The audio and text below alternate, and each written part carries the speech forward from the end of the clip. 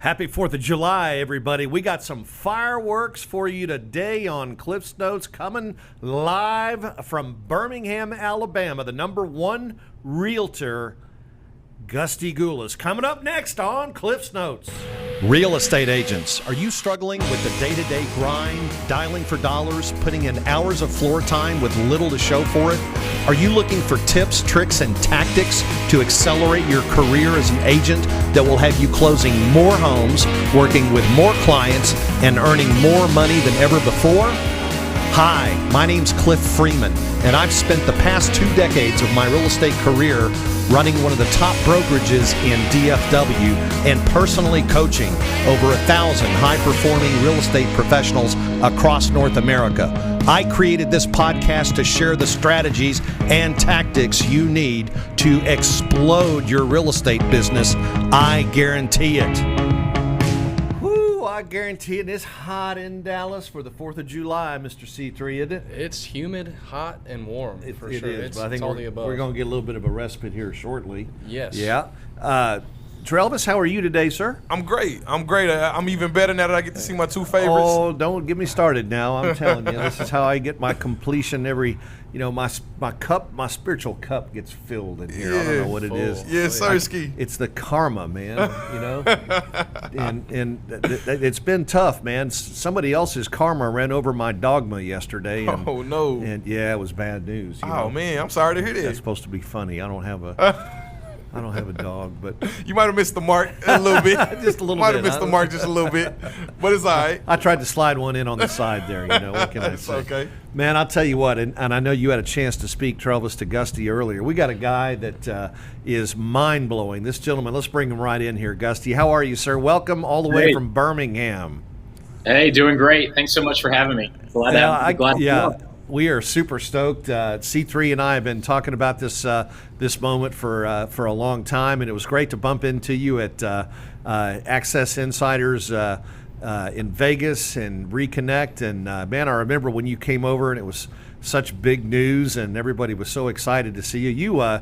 You really are. I mean, gosh, I've never seen anybody dominate their market like you have. I mean, not only have you been #1 since 2012, you sell about 850 homes a year, but you've also been past president of your local board there, right?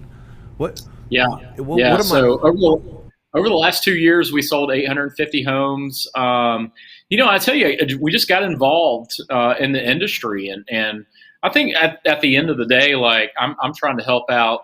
My team members and other agents that are in the industry. And luckily, I've been a good voice for our agents here locally and throughout the state. And now I'm actually a national board director for the National Association of Realtors. Wow, that is outstanding. To not only be able to do that kind of production, but also to serve at the high level. I was on a couple of NAR committees, and I really enjoyed it a lot. But I kind of got volunteer burnout. After a while, it just you travel to the events and everything, and it's hard work. And I just man, I got to commend you for being able to keep all those balls in the air. And then in addition to that, you've got a lovely family. Tell us a bit about your family, Gusty. Yeah, so I've been married for 13 years, and to my wife Katie, who actually now works in our business. She's our chief marketing officer for our real estate team, and we've got 2 crazy wild boys, Trip and Max. They're 5 and 2, and I'll tell you what, we are. It's fun now that we get to work together.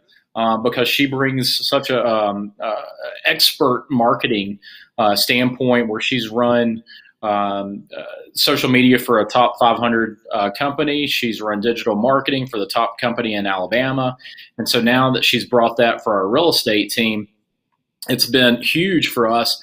And it's been like I think one of our big worries was, hey, we were about to really work together and spend all day together.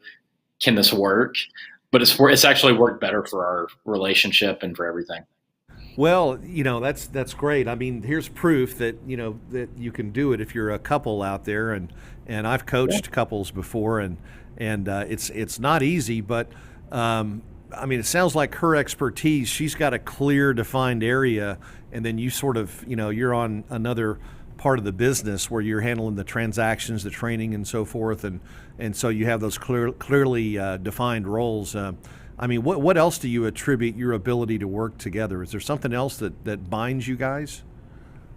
I mean, I think that we do see that a lot of people in real estate do work together, whether it's husband, wife, partners, whatever. And I think it's just being transparent. It's having the same goal, but also you got to know your role.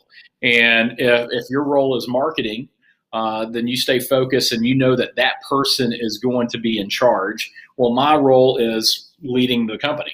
So I've got to be focused I've got to have my hands in all the different areas, but she's leading the marketing side of things. So I've got to trust in her that she's going to do the best job for us possible. Just like you would trust, any of your other, folks on your team. So, I mean, I think that's really what it boils down to. Yeah. Yeah. So tell us about that moment. Is there a history of real estate in your family? So my mother-in-law is a realtor in Gadsden. And so I was in the mortgage business for a couple of years after I graduated from Bama, then got my real estate license. I was working for a mortgage company, and they shut down all retail operations around the country. And so I was at a point where it was a turning point where I had to figure out what I wanted to do with my life, my career. And luckily at the time I was already dating Katie and already had a relationship with her parents. And through that conversation, I was just trying to figure out, hey, what do I want to do with the rest of my life career-wise?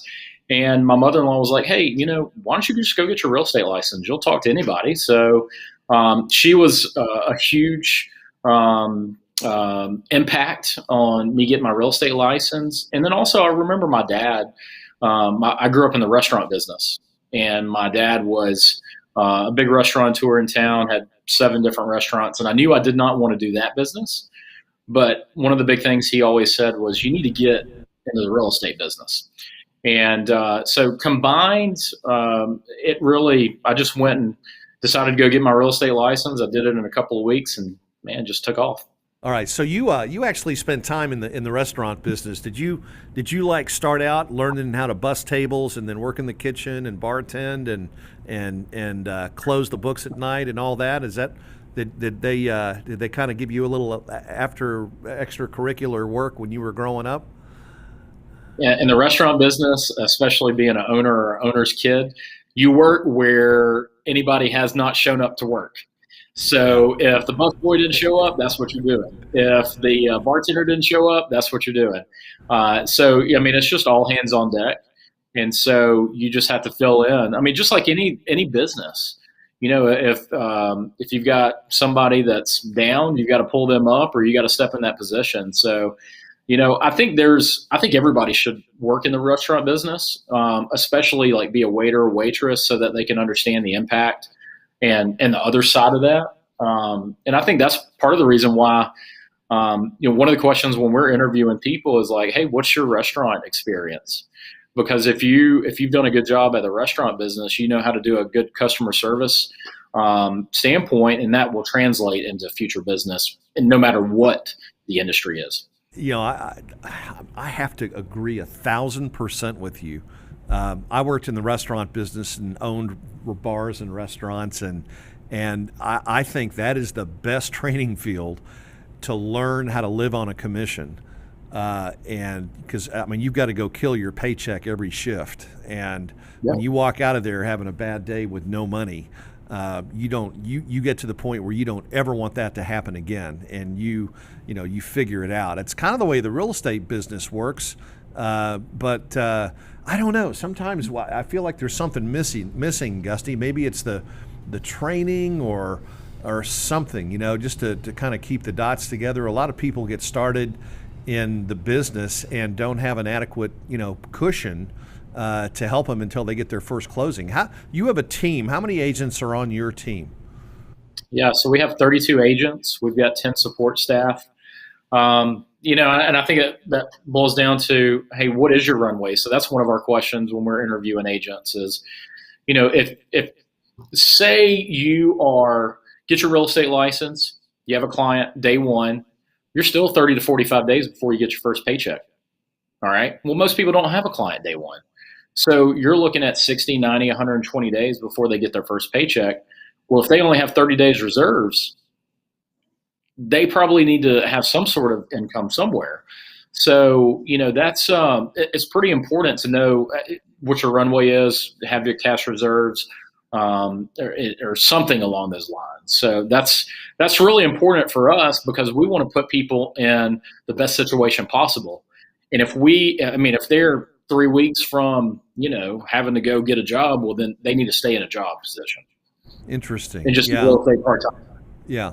So how do you find people for your team? Do you rely on the job boards or referrals? Where do most of your people come from? I'll tell you what, referrals, past clients. We use WiseHire to generate leads. That goes through on Indeed. We have a radio show in Birmingham, so we talk about, hey, we're hiring. We're always looking for good talent. When the pandemic hit last year, what we did, we gave some realty scholarships to people that had lost their jobs or were furloughed at their jobs, and so we brought on at least one person that went through our realty scholarship program through the pandemic. But really, we're always looking for good people. I get referrals from past clients that, hey, I've got a friend that's getting a real estate license. But a lot of times people will reach out to us directly because they know that they hear about all of our marketing and different stuff like that. So that's actually the person that we made an offer to a brand new agent yesterday. And it's like, hey, I can't get away from y'all because you're marketing everywhere. So I want to be a part of the team. So. Interesting. Okay. So tell us about your marketing. What you said, radio. What other marketing channels do you guys use? Yeah. So radio, we are on 3 different radio stations in the Birmingham market. We also have our own radio show on one of those radio stations. So it's an hour-long show from 7:30 to 8:30 a.m. Central Time called Bought, Borrowed, and Sold. It's also a podcast on the iHeartMedia app. So that's been really good. We've been doing that for a year. Zillow, Trulia, Realtor.com. So we do internet leads. We do Google pay-per-click advertising. We do Google listing service ads. We do a lot of marketing to our sphere. So we do client appreciation events. We just try to be active and try to be in as many places as possible. I think we send out postcards to our sphere. We have our top 50 clients, each one of our agents, and we send them a magazine every quarter. So I think there's so many things that you can do in real estate, but I think the biggest thing that you can do is you've got to stay consistent with whatever you're delivering. Right. Go ahead. So Gusty, you guys are going to sell, you said you're on pace to do 850 homes this year? Was that correct? Well, we're on pace to close 600 homes this year. We did 850 over the last 2 years. So can you kind of talk about the team structure? I know you have a marketing department, and you have yourself. What kind of people are under you to help manage the team and help you, achieve those numbers? Yeah, that's a great question. Yeah, and this is something that I think with growing a team, you're always looking to how do you get better? I don't think that there's a perfect way. I think that there's just ways that work best for you. So what we have currently is we have a sales manager that runs accountability groups twice a week. And our agents are in one of those accountability groups. We have a training every Wednesday, and that's more geared for our agents that are less than 90 days into being on the team. And so our sales manager runs that. We also have a mentorship coordinator. Our mentorship coordinator is meeting with our agents one-on-one that have been on our team for less than 1 year on a weekly basis, because we know from the training standpoint, they've got to be really held accountable. They've got to be shown exactly what needs to be done on a weekly basis. So those are 2 of the key pieces. We meet with agents on an as-needed basis, but we're also always checking in with them, whether it's from a professional side of things or a personal side of things, because everybody's always, everybody's always going through something. You just don't know what it is. So it's really important that we're checking in, not only professionally, but personally too. So those are from a leadership standpoint: sales manager, mentorship coordinator. We've also have a director of operations. We've got chief marketing officer. We've got a graphic designer. We have a videographer / photographer. We have a runner. We've got a listing coordinator. We've got 2 closing coordinators. And I have one support staff that helps check on appointments the day after they have an appointment to see if how our agents did. Wow. Pretty robust team structure. I would say. Yeah. Yeah. No, yeah. And how is your team? Talk about the history. How many years has it taken? Give us a little look at the progress. What was it like 10 years ago? Let's go back 10 years, and what did things look like then? Yeah, well, I was selling a lot of houses personally, and part of the reason why I started a team was we had plenty of leads, and I wanted to make sure that the customer service experience was still really, really good. So that's really why we kind of grew organically from having full-time assistant to adding on my first agents. Well, then friends saw that I was doing really well, and so they ended up getting their real estate license. So I added people that way. So I started in 2012 running the team, really late 2011 with a sales team, and just consistently grew. I mean, we started with like 2010, 52 homes myself, 63 the next year, 101 the next year, 156 the year after that, 234 after that, 303. I mean, and it just consistently grew. And so then we peaked out at 450 in 2017. I looked at part of growing a team. You're always looking at how do you get better. Well, part of the what I was looking at was, all right, well, if we can do 450, we can do 1,000. And there's other people that are in the market, not necessarily our market, but around the country that are doing 1,000 homes. Well, if they can do it, we can do it. So, and so I think part of the big key of building a team, running a team, is having the same vision and everybody on the same page. Well, not everybody was on the same page for that vision. Not everybody wanted to be a part of a team that was running 1,000 units. So I went through basically 30 days after that. At the beginning of 2018, I lost half of my team, good $500,000 minimum in revenue, and had to rebuild. Luckily, at that point, I had a brokerage, and which was ended up a blessing because it created a good bench of people that wanted to join the team. So quickly joined the team. So in 2018, we ended up closing 427 homes that year with basically a brand new team. But the biggest thing was we were more profitable. So, sometimes I think, as you're building and growing a team, you're going to go through issues and you're going to go through headaches, and there's going to be decisions that not everybody likes, and you're not going to please everybody. But all you can do is, if you take it from the mindset of you're doing the best thing possible for everybody involved, then you're going to succeed. And so that's what we've done. This past year, we ended up closing 463 homes. And this year, we're on pace to close 600 homes. And hopefully, we basically put together the foundation for us to put together 1,000 homes sold for next year. So that's why we've got sales manager, mentorship coordinator, everybody. I love that idea of we've talked about that on our team, we're not quite as big as you. We've got about, we're getting there. We're right close to them. 30 agents. Yeah. And, we just built this team last year. We started out with nothing prior to that. But, interesting, Gusty, what the way you describe it, it's not a straight line from point A to point B. I mean, it's a roller coaster. People look at you now and they go, wow, man, this guy's got the magic touch. You know, he's everything he's done is turned to gold. But the reality is that there's been a lot of bumps along the way. What else can you share with us about some of the give us some more of the bad stuff, man? What's the worst thing that's happened to you business wise? Yeah. What's the worst thing that's happened? I think, I've been sued. I ran a brokerage. So, I don't think you've lived until you've been sued.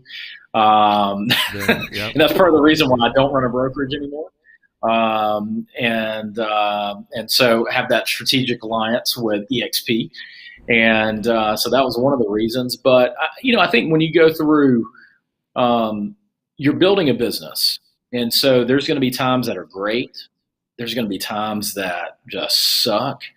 I've been sued for a non-compete, actually in the rental industry. So just to make ends meet from 06 to 08, I worked in the rental side of things as well as real estate sales, going through the recession or just starting up the business, and signed a non-compete that came back to haunt me.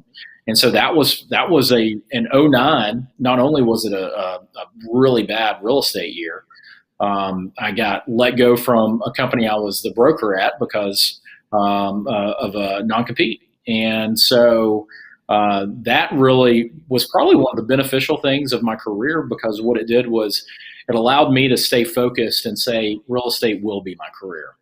So I call it the best $10,000 I ever spent, because that's what it took for me to get out of the non-compete and extend my year-and-a-half non-compete.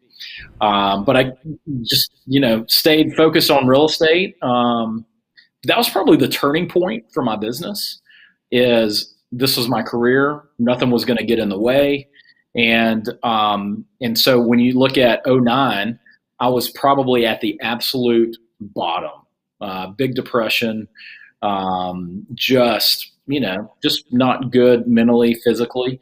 And then in 2010, I was the top agent at the company I was working at the time for the majority of the year. So it's amazing what you can do, like literally in 1 year's time. I went from literally the bottom to the top.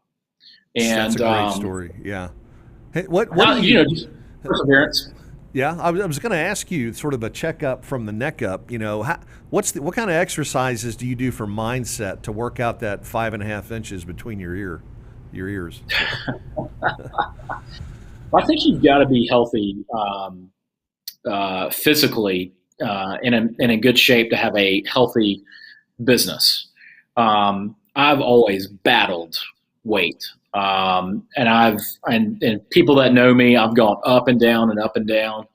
Now I'm on I was probably a year and a half ago, right before COVID, I was in the best shape I'd been in 20 years.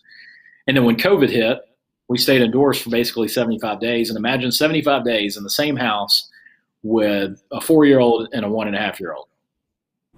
It was not a good mix. So I gained a lot of weight. So now I am to the position of getting that weight gone. But I think physically, I think you've got to be in good shape. But mentally, I think you've got to follow good folks from a podcast standpoint. You've got to read good books. I think I'm always working on myself. I'm always trying to get to a better place. And I don't know, I think my biggest competitor is myself. So, I just want to get better, because if I'm better, then everybody that's on the team will get better. My family will get better. Every piece of my life will get better, but it starts with myself. It starts with you. Yeah. Go ahead. Yeah. Real quick. I wanted to talk about, you were talking about, being mentally fit and then physically fit. You guys do as a team a lot of philanthropy for Alabama. Can you kind of talk about some of the efforts that y'all do when, like, for instance, there was a tornado or a natural disaster and stuff like that? Talk about some of the philanthropy that the Gusty Gulas team has. Yeah. We've kind of done a lot of stuff over the last 10 years. We've given back to Glenwood, which is Autism and Behavioral Disorder Center.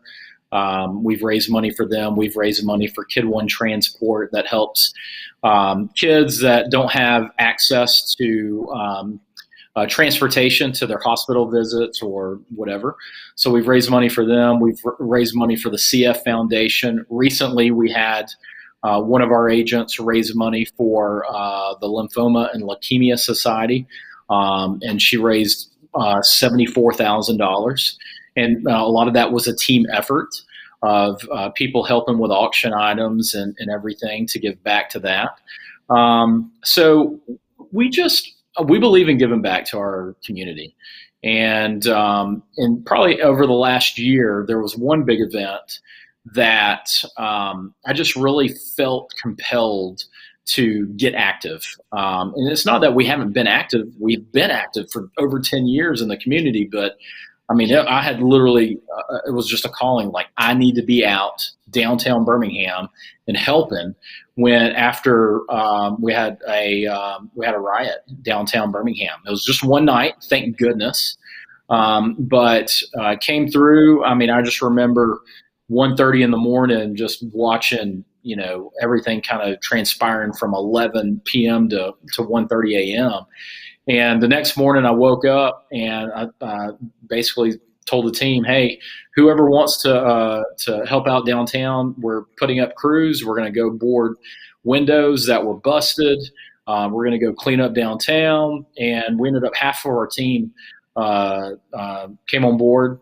We cleaned up downtown. We boarded about 10, 12 businesses. We ended up raising money to put together new glass and windows for some of the businesses that weren't in the best shape because we had been through COVID, and many of the businesses downtown were already suffering because of the economy. And then all of a sudden you get a riot and people that are vandalizing buildings and stuff. It was just wasn't a good place and good scene. And so we came downtown. We started doing a lot of Facebook Lives. We started raising money. And, I think we made an impact. We created a group called Beham Cleanup, and we ended up getting about 50, 100 people to help out downtown Birmingham. And, man, it was a beautiful thing. It was beautiful to see people collaborate, and it didn't matter what, race, color, ethnicity. We were Birminghamians, and we wanted to take care of our city. That's really touching. I mean, you guys, obviously the care you have for community and paying it back. You make your living out of the community, and it's awesome to be able to to return it in some ways. That's terrific. Yeah. I've just got to ask you, because you had a successful brokerage. You did talk about the problem you had getting sued, and I used to tell brokers, if you haven't been sued yet, you're not selling enough houses. But True. There was give us the reasons. What was it that made you decide that you and your agents would be better off not being independent, but being on EXP's platform? Yeah. I think you've got to, as a leader of a brokerage or a leader of a team or whatever, you've got to look at what is in the best interest of all your agents. And so that was really the question I asked. What is in the best interest of all my agents? Because if I know it is in the best interest of all my agents, guess what? It's in the best interest of me. It's in the best interest of my family. So I didn't even have to worry about myself. If I worried about everybody else, it was going to take care of myself.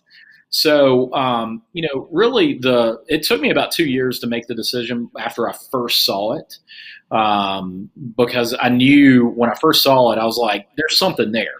And then I started seeing, a lot of the people that, whether it's an influencer or a top agent, started to, go to the company. I knew it was going to be a big deal, and I knew it was just really a matter of time before it came into our market. And so I had to look at it from an investment standpoint. If it's not about if it's going to hit, it's about when it's going to hit, and it's about who it's going to hit with. And so, if I look at some of the places that have revitalized in Birmingham, so there's like Crestwood and Norwood. So if you would have had the opportunity to invest in Crestwood in 2010, would you do it? Everybody would say yes.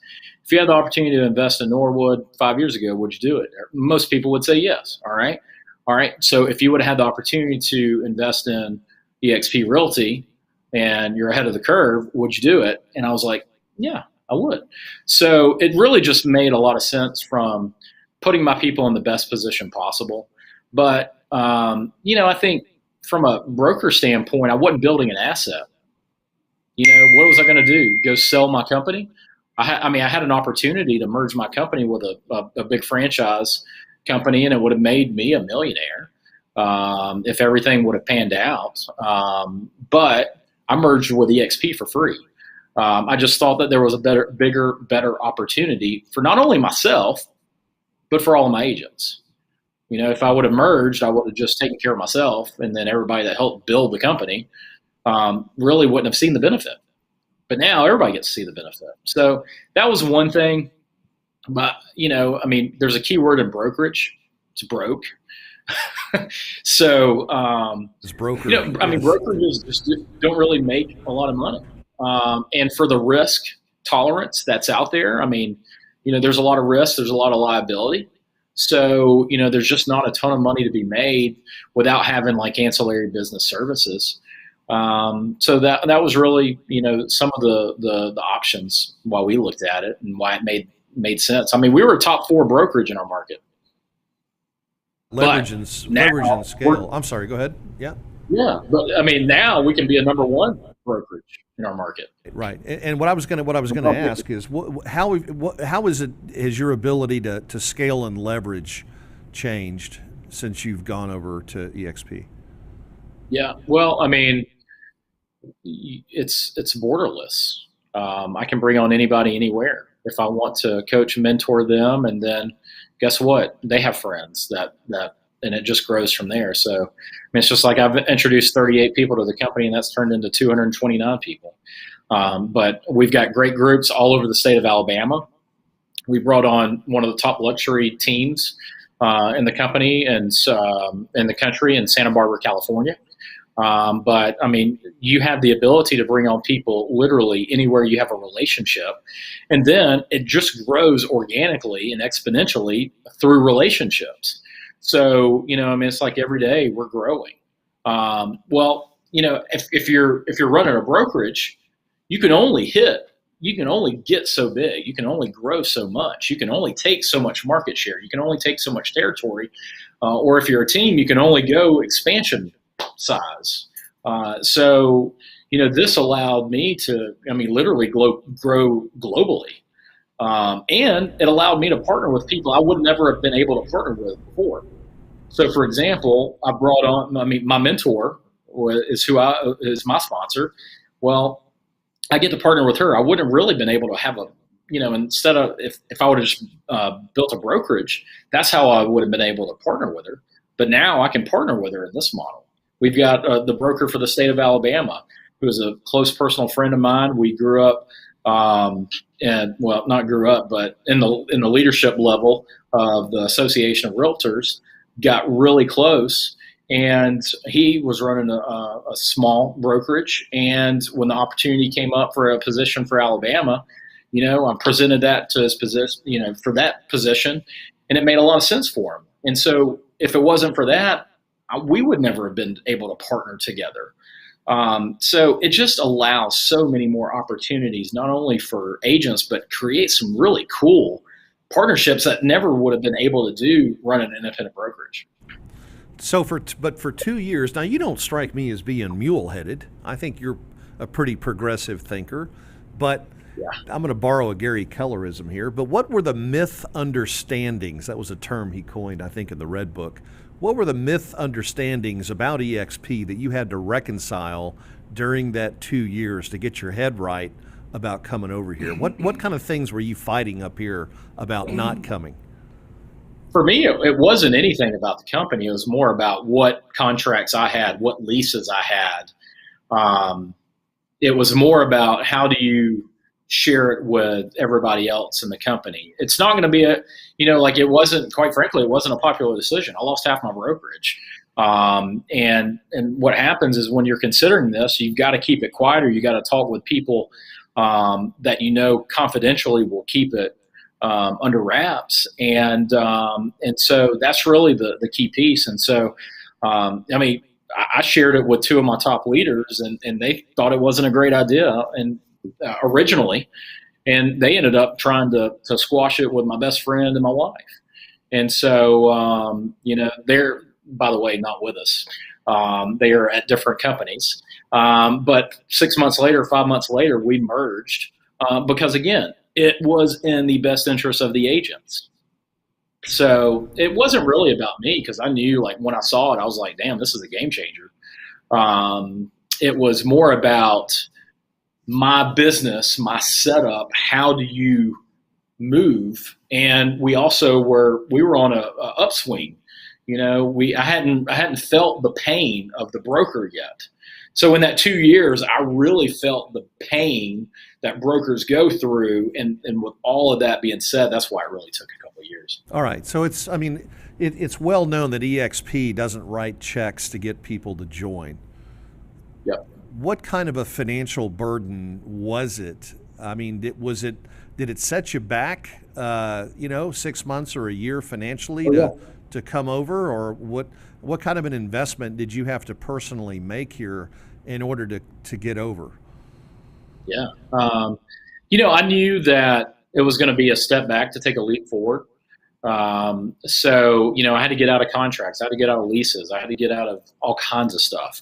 So it's an investment for sure. I mean, hell, I walked away from $1 million plus opportunity to merge it with a different company. So, I look at, could we have done things differently? Sure, absolutely. But again, what is in the best interest of my agents?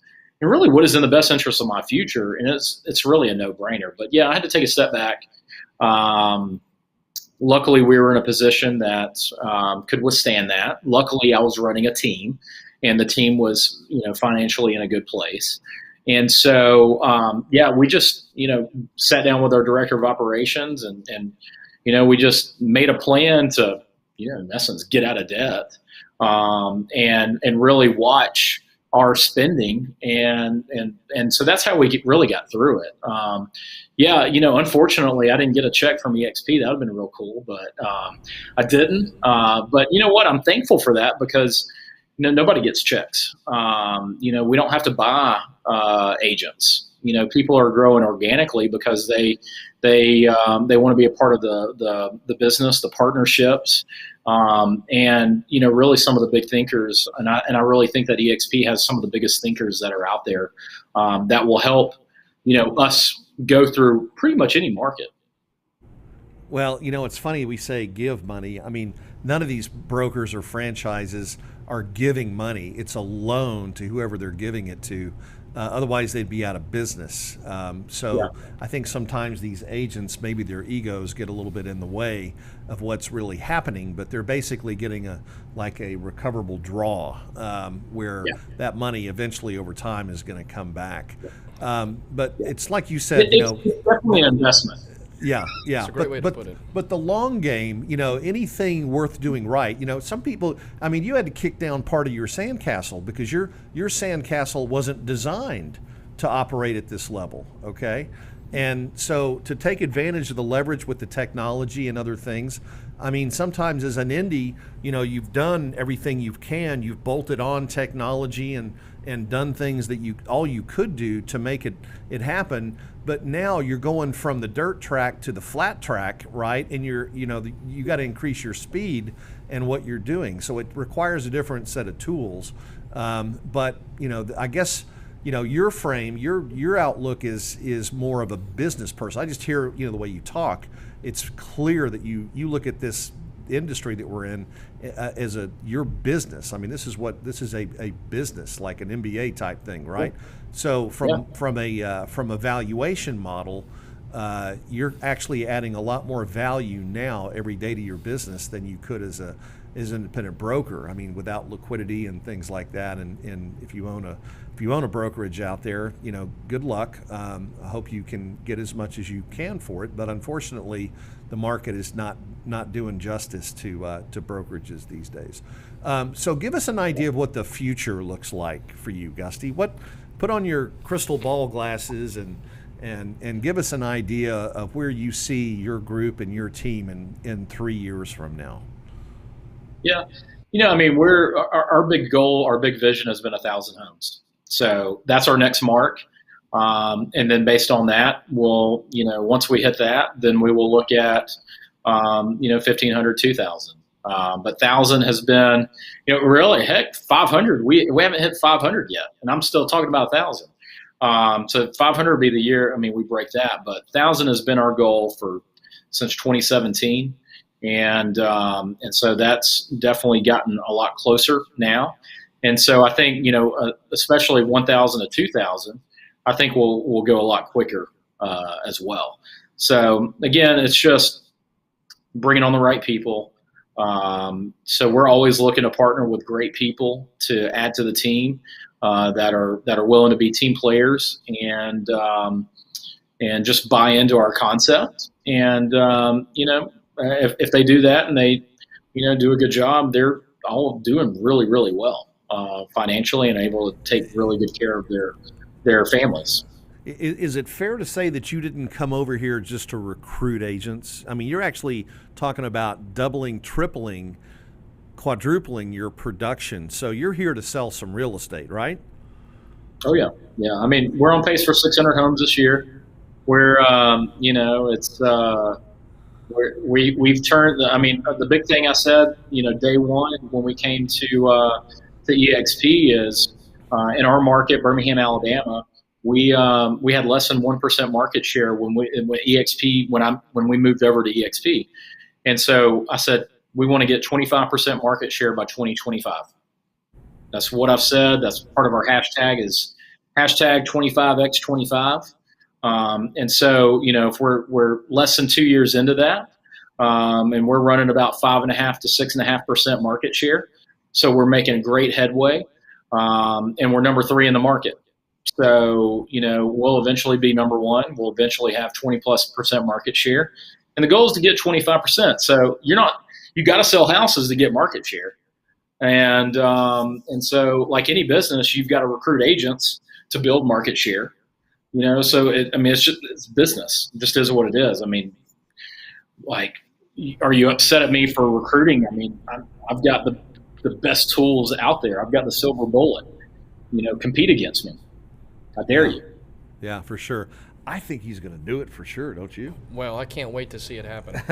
I can't wait either. I can't wait to celebrate that success. I would love if we could do a kind of a gentleman's handshake here that every 6 months or so you let us check in and get you back on the show and see how much progress you've made toward hitting that 25% because, man, I'll tell you, Gus, you've got it going on there and you're one of those folks that I look up to, and obviously everybody in your market does, and we're just so excited to be able to collaborate with you and share great ideas and enjoy your success together. Is there any? We're just about out of time here, and it goes pretty quick. But is there anything that Gusty that you'd like to share with our audience? First of all, if somebody wanted to reach out to you and have maybe a private conversation with you or just learn more about your business, what's the best way to get a hold of you?